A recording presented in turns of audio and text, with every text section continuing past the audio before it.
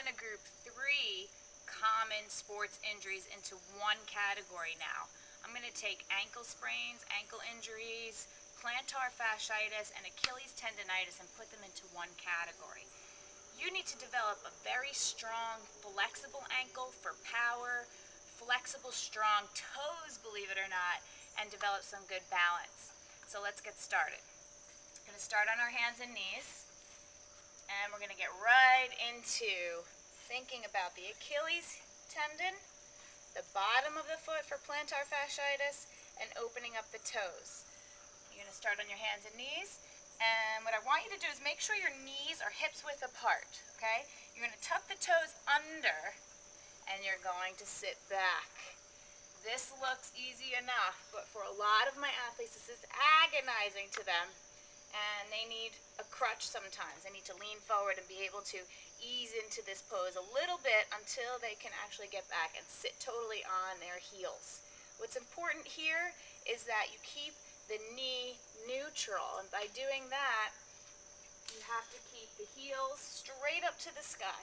So don't let them drop in, don't let them come out, have them straight up to the sky as you sit back. And we hold this pose for 2 minutes. You could start with 30 seconds and work yourself up to the 2-minute hold in time. Coming out of it, sometimes a little bit harder than going into it, so nice and easy. Untuck the toes, squeeze and release them.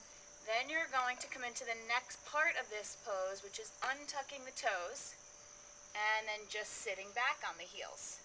So now we're working shin, top of the foot, and also some ankle.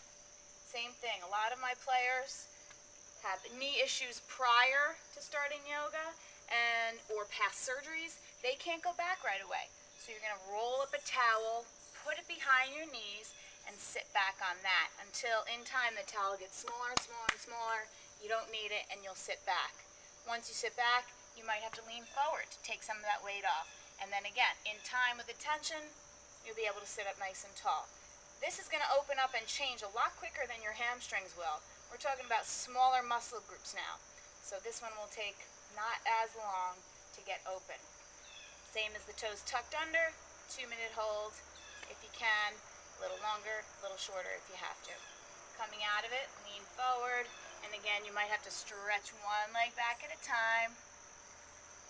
Just get that blood flow back until it feels better. And then you're done with that one. What we're going to do is come up to standing and address some balance. Okay? So you're going to come to standing and go into tree pose. You're going to bring your right foot up the inner left leg. Eventually, the foot is all the way up here, but it could be anywhere on the inner side of the leg as long as you're not pushing against your knee joint. Okay? So you're going to bring the leg up as high as you can. You're pushing this foot into the inner thigh. You're pressing the thigh against the bottom of that foot really hard, so you have this big energy surge right in the middle there. Hands into heart center. You have to bring your arms out because you need a little bit more balance. Hold it here.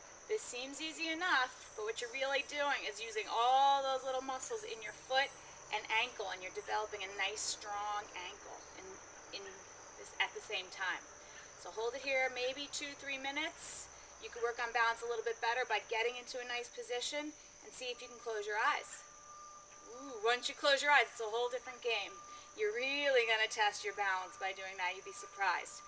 You let it go, shake it out, and of course we're going to try the other side. Okay? And now the next thing we're going to do is squat. This is a great one. My O-lineman, my center is really good at this. Soccer players are really good at this. They need not only open hips, quads, hamstrings, but they need to work that Achilles heel. So you're going to bring your feet out, hips to shoulder width. They're probably going to be turned out to start, and you're going to bend the knees, and you're going to come as low as you can with your feet flat on the floor. Okay, so I don't want to see this. Clearly, catchers are great at this one. So you're going to come down, and you're going to rest there. Some of you might need to start with a block. You just can't even get down.